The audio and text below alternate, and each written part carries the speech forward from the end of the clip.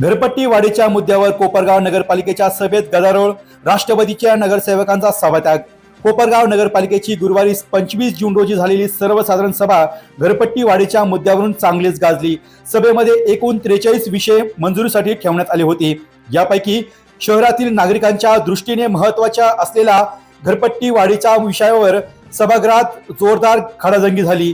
विषयपत्रिकेतील अनुक्रमांक नंबर 8 व 9 वरील वाढीव घरपट्टी तसेच घरपट्टी सर्वेक्षण करणाऱ्या एजन्सीच्या बिलासंदर्भातील विषयांवर सत्ताधारी आणि विरोधी नगरसेवकांमध्ये तीव्र वाद निर्माण झाले। या विषयावर आपले मत ऐकून घेतले नसल्याचा आरोप करत राष्ट्रवादी काँग्रेसच्या नगरसेवकांनी सभात्याग केला।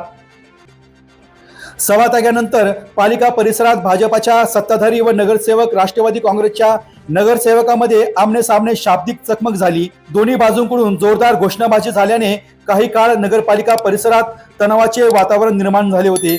यावेळी राष्ट्रवादी काँग्रेसचे नगरसेवक जनार्दन कदम यांनी सांगितले की घरपट्टी वाढ आणि सर्वेक्षण करणाऱ्या एजन्सीच्या बिलासंदर्भात आम्ही आमची भूमिका मांडण्याचा प्रयत्न केला, मात्र सत्ताधारी नगराध्यक्ष व नगरसेवकांनी आमच्या म्हणण्याकडे दुर्लक्ष केले, त्यामुळे निषेध म्हणून आम्हाला सभात्याग करावा लागला आहे।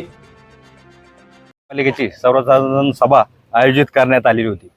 यामध्ये जवळपास एकूण 43 विषय आणि आयत्याचे विषय पटलावर ठेवलेले होते आणि विषय क्रमांक 1 ते 7 या ठिकाणी आम्ही सर्वानुमते मंजूर केलेले आहे। राष्ट्रवादी काँग्रेस पक्षाच्या सर्व नगरसेवकांनी हे संपूर्ण ठराव या ठिकाणी याला विकास कामासाठी पाठिंबा दिलेला आहे।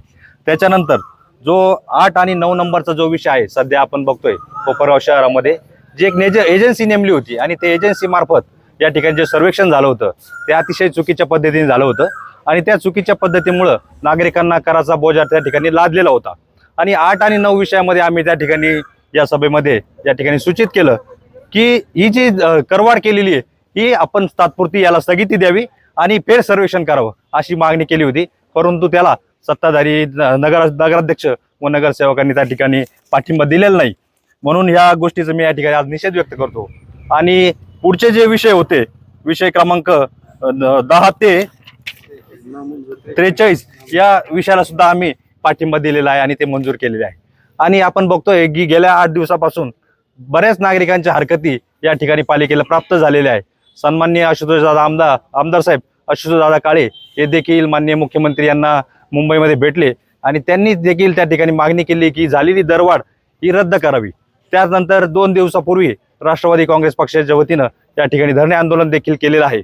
म्हणून आज मी आपल्या सर्वांच्या माध्यमातून अध्यक्षांना विनंती करतो की ही जी झालेली दरवाढ आहे ही याला तात्पुरती आपण स्थगिती द्यावी आणि तो जो सर्वेक्षण जे चुकीचं झाले होतं ते फेर सर्वेक्षण करावं अशी या ठिकाणी मी मागणी केलेली आहे। तुम्ही सर्वसाधारण सभेत काय घडलं असं की तुम्ही बायकॉट केलं? बॉयकॉट करण्याचं कारण असं होतं की 8 आणि 9 नंबरवर जवळपास 1.5 तास चर्चा झाली।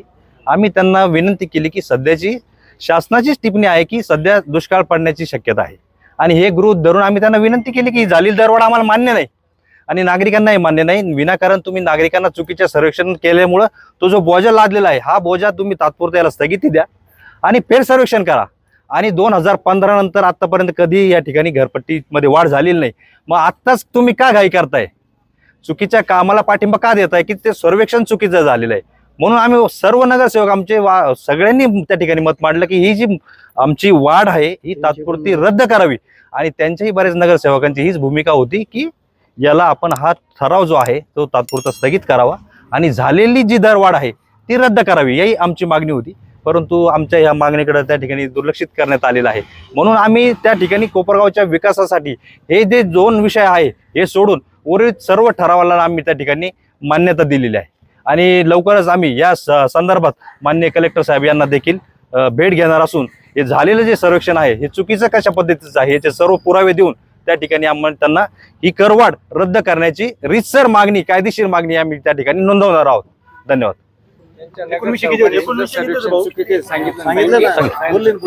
एकूण विषय 43 होते। हे 2 विषय सोडून घरपट्टी वाढीचा आणि सर्वेक्षणचं चुकीचं सर्वेक्षण असताना देखील त्या माणसाला त्या एजन्सीला पेमेंट करण्याचा विषय आलेला होता, तो आम्ही त्या ठिकाणी रद्द करण्याची मागणी केलेली की जर चुकीचं काम केलेलं त्या माणसाला उलट त्याला फाईन केला पाहिजे. आपण तूच एवढं मोठ्या प्रमाणात आपण त्याला मोबदला दिलेला आहे, त्यांनी चुकीचं काम केलेलं आहे, उलट त्याला आपण कायदेशीर कारवाई केली पाहिजे ही आम्ही मागणी केली. परंतु आमच्या मागणीचा त्या ठिकाणी कुठेही विचार करण्यात आलेला नाहीये.